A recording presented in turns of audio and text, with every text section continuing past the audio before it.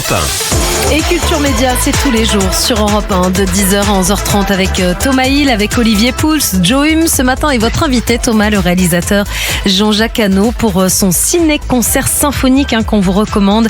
Les images de Jean-Jacques Hano sur la musique en live, c'est le 12 novembre 2026 au Palais des Congrès à Paris. Et il est l'heure de retrouver notre chroniqueur gastronomique Olivier Pouls qui en ce moment a eu un petit coup de chaud visiblement parce qu'il a décidé de nous parler d'eau ce matin. Oui. J'ai décidé de suivre à la lettre les préconisations des autorités de santé en cas de canicule.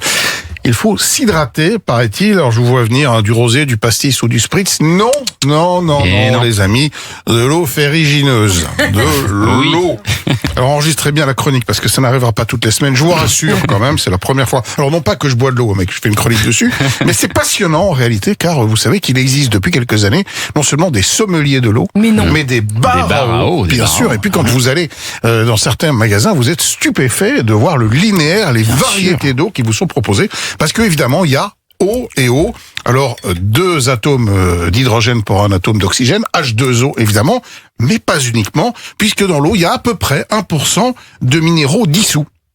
Alors ça, c'est du calcium, du magnésium, du sodium, du potassium, du bicarbonate et parfois, malheureusement, des nitrates, des pesticides, des métaux et du chlore. Et ça, c'est le cas en ce moment, par exemple, notamment dans les grandes villes. Vous sentez l'eau sans chlore. Pourquoi parce que quand il fait chaud, les opérateurs ont tendance à forcer les doses de chlore parce que c'est un antiseptique. Bien sûr. Et donc, il faut filtrer cette eau en ce moment parce que franchement, elle est vraiment pas bonne. Et puis, moi, je vous propose de passer à la dégustation de l'eau. Parce que l'eau, ça se déguste. Là, on a tous la même eau, là? Vous avez tous la même eau, mais vous savez qu'il y a des eaux qu'on aime plus ou moins, et notamment ce qui se perçoit le mieux, c'est ce qu'on appelle la dureté de l'eau. Et ça, c'est un petit élément qui est important sur l'étiquette, c'est de regarder le taux de résidus secs dans l'eau. Alors, quand vous êtes entre 0 et 50 mg par litre, vous avez ce qu'on appelle une eau très douce, une eau vraiment très peu chargée en minéraux.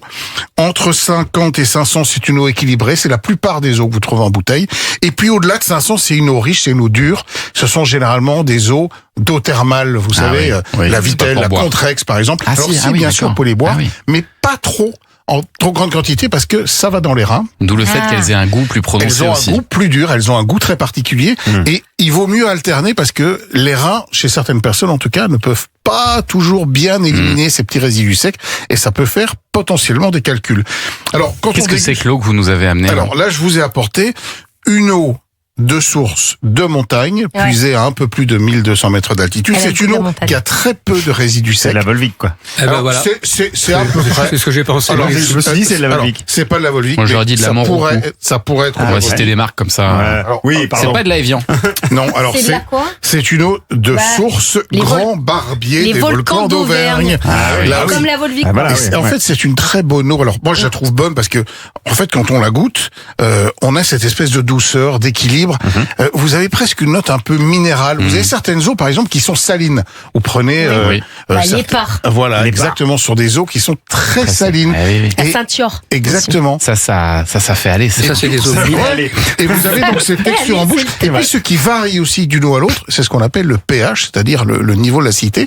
Et vous avez, par exemple, une sensation de douceur avec une eau au pH plus élevé, c'est-à-dire avec peu d'acidité, alors que quand vous avez un pH qui est très bas, vous avez une petite sensation de sécheresse, par exemple, ce qui est un peu contre-intuitif quand on boit de l'eau. Moi, je la trouve évidemment très plate, votre eau. Eh bien, exactement, c'est une eau qui est tout à fait plate, qui a très peu de goût, qui a très peu de goût, mais qui est très bonne pour votre santé. Non, je la trouve pas très intéressante. Ah, c'est vrai. Ah oui, vous aimez les eaux plus marquées. Et alors, si vous voulez vraiment vous amuser, j'ai regardé dans certains rayons, vous avez des bouteilles d'eau à plusieurs dizaines d'euros parfois. Franchement, c'est souvent du gadget. Plusieurs dizaines d'euros. Oui, absolument. Les bouteilles avec les icebergs, c'est l'eau qui vient de... C'est du marketing, mais il y a la Châtel, comment celle que buvait le roi, là, Châteladon, Châtelaillon, comment elle s'appelle cette eau? Châteldon. La Châteldon, ça vaut pas très cher. Ah, ça vaut pas cher. Il y a des eaux qui valent beaucoup plus cher que ça, qui sont puisées, par exemple, très très très profondément au fin fond de je ne sais quelle montagne. Mais franchement, ça n'a aucun intérêt. Prenez une bonne eau de source. L'eau des Fidji aussi, qui est... Oui, l'eau des Fidji, voilà, c'est une fortune. Il y a Mais vous achetez de l'eau en bouteille, vous alors? Alors, j'achète, oui, parce que, soit si on boit de l'eau du robinet, il faut la filtrer, franchement. Achetez-vous un filtre. Ça change tout à fait l'eau chez moi, franchement. En fait, ça dépend aussi beaucoup de l'endroit où vous habitez. Si vous habitez en montagne, si vous avez la chance d'avoir une source pas très loin. Mais en ce moment, l'eau parisienne, franchement, depuis quelques jours, elle est vraiment pas très bonne et elle sent fort, elle sent le chlore. Mais elle a l'avantage d'être 300 fois moins chère que celle en bouteille. Elle est évidemment moins chère, mais achetez un filtre. Et ça fait moins de plastique surtout, parce qu'en fait, ce qu'on achète dans l'eau en bouteille, c'est surtout du plastique. Et puis surtout, vous avez aussi parfois des petits résidus de plastique. Ça aussi, c'est un sujet quand ils ont été stockés longtemps à la chaleur, etc., etc. Allez, on va jouer maintenant avec un auditeur après cette chronique inédite. Vraiment, Olivier Pouls sur l'eau. Je pense qu'on n'est pas près de le revoir là-dessus. C'est promis pour la